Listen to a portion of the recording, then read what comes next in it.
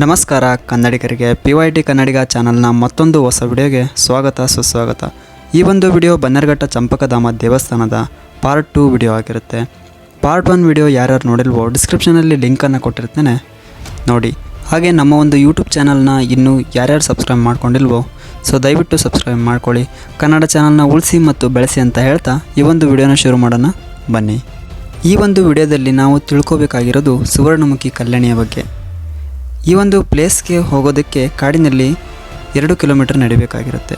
ಪ್ರಕೃತಿಯ ಸೊಬಗಿನಲ್ಲಿ ಹಾಗೆ ಹಕ್ಕಿಗಳ ಕಲರವದಲ್ಲಿ ಕಾಡಿನ ಒಳಗೆ ಹೋಗ್ತಾ ಇದ್ದರೆ 2 ಕಿಲೋಮೀಟರ್ ಹೋಗಿದ್ದು ಗೊತ್ತಾಗೋದಿಲ್ಲ. ಹಾಗೆ ಈ ಒಂದು ಪ್ಲೇಸ್ಗೆ ಹೇಗೆ ಬರಬೇಕು ಅನ್ನೋದರ ಬಗ್ಗೆ ಈಗಾಗಲೇ ನಾನು ಪಾರ್ಟ್ 1ನಲ್ಲಿ ತಿಳಿಸಿದ್ದೇನೆ. ಯಾರ್ಯಾರು ಪಾರ್ಟ್ 1 ವಿಡಿಯೋನ ನೋಡಿಲ್ವೋ ಸೊ ಡಿಸ್ಕ್ರಿಪ್ಷನಲ್ಲಿ ಲಿಂಕನ್ನು ಕೊಟ್ಟಿರ್ತೀನಿ, ಸೊ ದಯವಿಟ್ಟು ವಾಚ್ ಮಾಡಿ.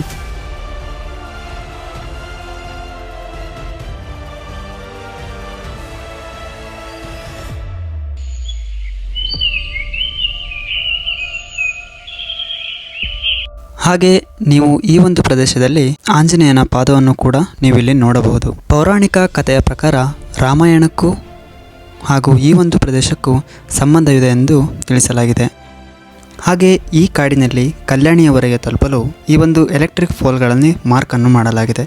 ಇದನ್ನು ನೀವು ಮಾದರಿಯಾಗಿ ಇಟ್ಟುಕೊಂಡು ಕಲ್ಯಾಣಿಯವರೆಗೆ ಹೋಗಬಹುದು. ಹಾಗೆ ನೀವು ಇಲ್ಲಿ ನೋಡ್ತಾ ಇರೋದು 7 ಸುತ್ತಿನ ಕೋಟೆ.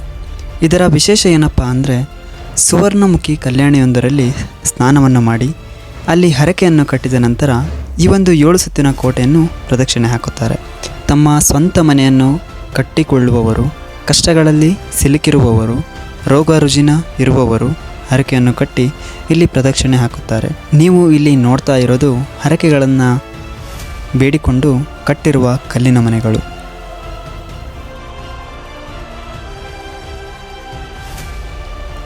ಹಾಗೆ ನಮಗೆ ಮುಂದೆ ದಾರಿಯಲ್ಲಿ ಹೋಗ್ತಾ ಸಿಗೋದೆ ಶ್ರೀ ಕಾರ್ಯಸಿದ್ಧಿ ವೀರಾಂಜನೇಯ ದೇವಸ್ಥಾನ, ಗಣಪತಿ ದೇವಸ್ಥಾನ ಮತ್ತು ಈಶ್ವರನ ದೇವಸ್ಥಾನವನ್ನು ನೀವಿಲ್ಲಿ ನೋಡಬಹುದು.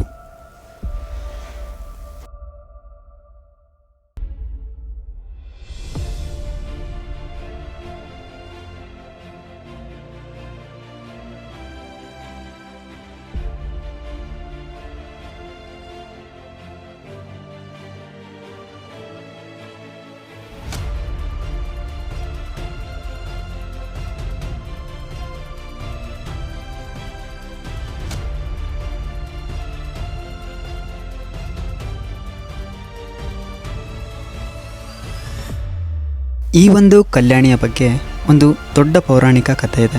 ಅದನ್ನು ನಾವು ಇವಾಗ ಚಿಕ್ಕದಾಗಿ ನೋಡೋಣ.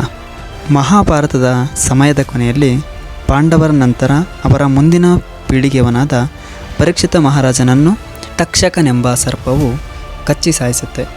ಆ ಒಂದು ಸಮಯದಲ್ಲಿ ಪರೀಕ್ಷಿತ ಮಹಾರಾಜನ ಮಗನಾಗಿದ್ದ ಜನಮೇಜಯ ರಾಜನು ಈ ಒಂದು ವಿಷಯಕ್ಕೆ ಕೋಪಗೊಳ್ಳುತ್ತಾನೆ. ಆಗ ಅವನು ಸರ್ಪಯಾಗವನ್ನು ಮಾಡಿ ಲಕ್ಷಾಂತರ ಸರ್ಪಗಳನ್ನು ಸಾಯಿಸಿಬಿಡುತ್ತಾನೆ.